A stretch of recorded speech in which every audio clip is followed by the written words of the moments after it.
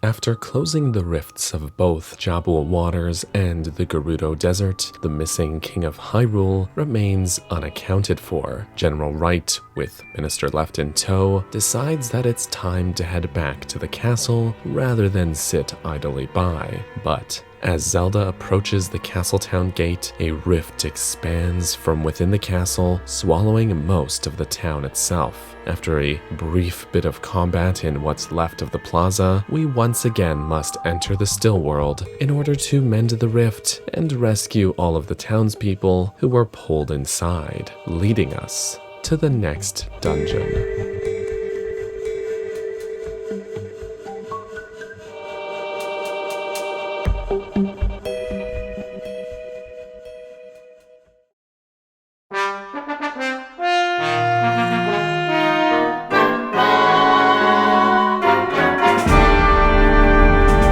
If I had a nickel for every time we went to Hyrule Castle near the start of the game, then returned here after completing 3 dungeons before being set out to do the rest of the game's dungeons, well, I guess I'd have 4 nickels. That's actually less than I expected. Oh well, either way. We're in pretty familiar territory here. Hyrule Castle itself has had numerous appearances throughout the series, and while the floor plan and layout have changed quite dramatically over the years, there's always a sort of familiar feeling whenever revisiting this place. Even more so in this case, since we've quite literally explored a fair amount of the castle already earlier in the game. In terms of architecture, the castle is pretty much exactly what you'd expect, but it looks great. Stone walls and bricks adorned with torches and ornate floor tiles, that sort of thing. The royal crest is plastered all over the place, and is that a loft wing?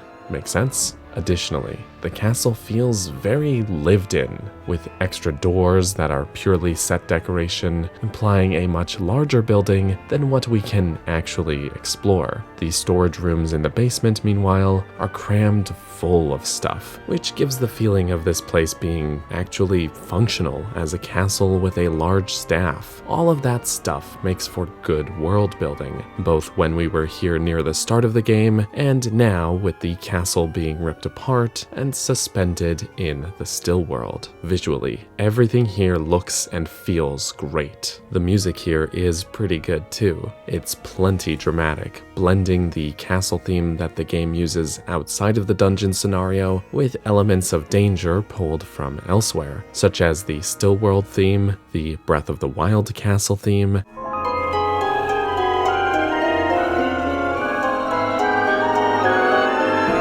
the classic Hyrule Castle theme from A Link to the Past.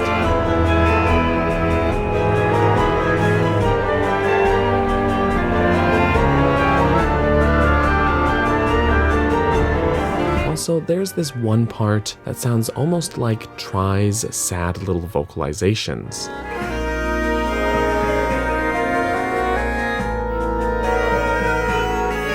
It's faint, but I swear it's mixed in with the song. Overall, this isn't my favorite track in the game, nor is it my favorite of the castle's many themes that it's had over the years. But I can't deny that it fits here really well. It suits this section of the game wonderfully, even if it leans a little hard on those bagpipes at times. So yeah, it's a good track. Not a mind-blowingly amazing one, but a good one.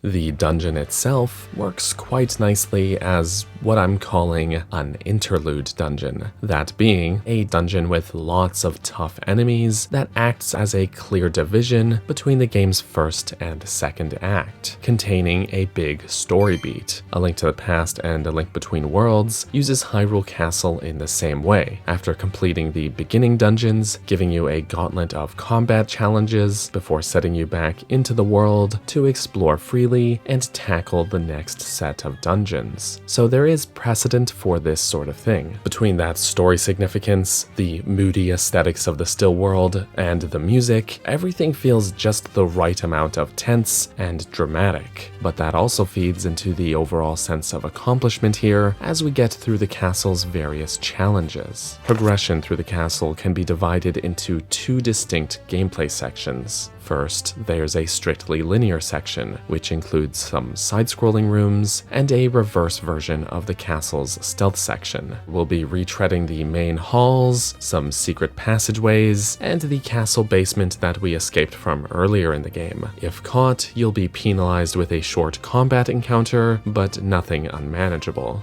Well, these rooms look cool though. A lot of people aren't big on stealth sections in Zelda games, and I get it, but this one works for me. There's a lot of options for how to approach things, even more than earlier in the game, just by virtue of us having more echoes to play around with. I just have fun using flying tiles to breeze over the guards' heads, or spawning shrubbery to box them into corners. But yeah, returning to this area after getting a few dungeons under our belt works to reinforce that sense of player growth, since it's a pretty explicit showcase of how much more capable we are than the start of the game. And there's an inherent satisfaction to that, if you ask me. We'll also find Impa locked in the very same cell that we were in at the start of the game. I guess she could only take on so many of these guys before they locked her up, but her inclusion here is a great touch. The second section is where the dungeon opens up a little bit more. This part is almost like a mini tangled knot sequence, with a few branching paths, which will see us crisscrossing this area in order to find the boss key, which we first need to get this small key for. The puzzles here are mostly throwback puzzles that revisit concepts from the previous dungeons, such as torch lighting like in Southern, treasure being hidden in the sand like the Gerudo Sanctum, and having to navigate underwater in the dark and fighting water currents like in Jabul. It's cool to see them incorporating all of these elements here. There's a fair amount of sequencing, while still giving you room to explore,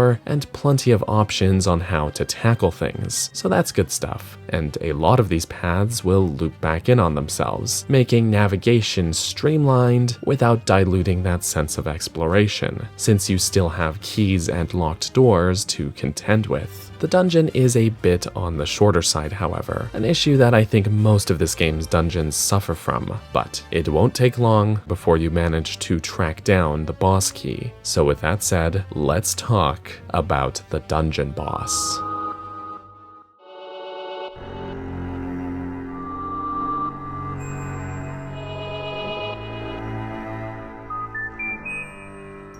Here in the depths of the castle dungeon, we'll find the three imposters posing as Minister Left, General Right, and the King of Hyrule. But before long, they'll drop the ruse, revealing Ganon. He's back, baby.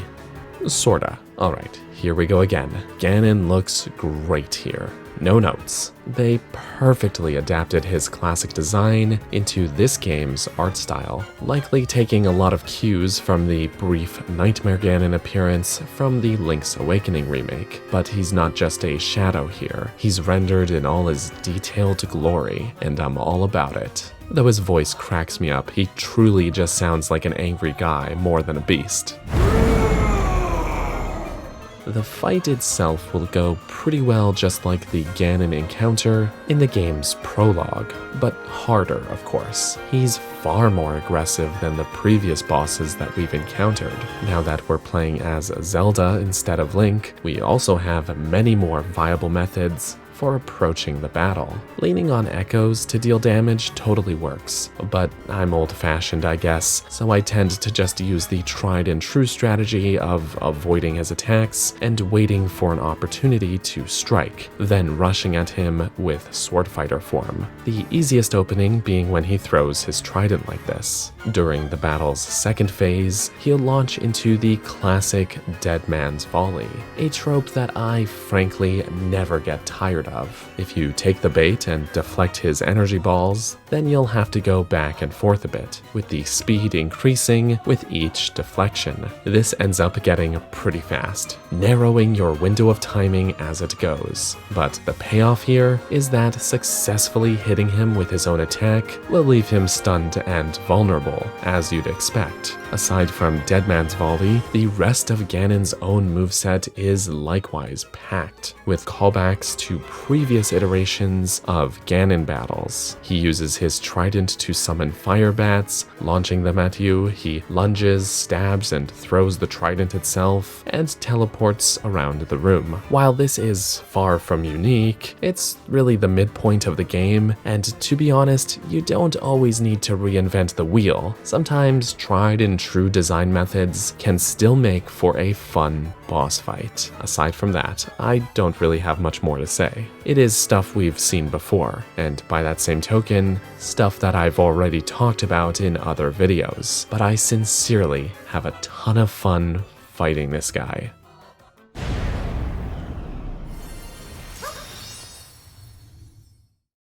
So, overall, Hyrule Castle is not an extraordinary dungeon, but it works nicely as that interlude-style dungeon to break up the game's first and second tiers of dungeons. Like previous iterations of the Castle Second Visit, this version throws lots of tough enemies at you, including level 2 Darknuts and a Ball and Chain Trooper. But of course it's not just a combat gauntlet. We have puzzles and even some navigational deviations here. It all acts nicely as a big story beat for the game, and while I wish it lasted a few rooms longer, what we do have here is well designed. A few more stray thoughts I have though. This place has so many treasure chests, 11 by my count, but for how short of a dungeon this is, that is a lot packed into not a lot of space. Near the end of the dungeon, we'll find the frog ring in one of them, and it is absolutely wonderful. It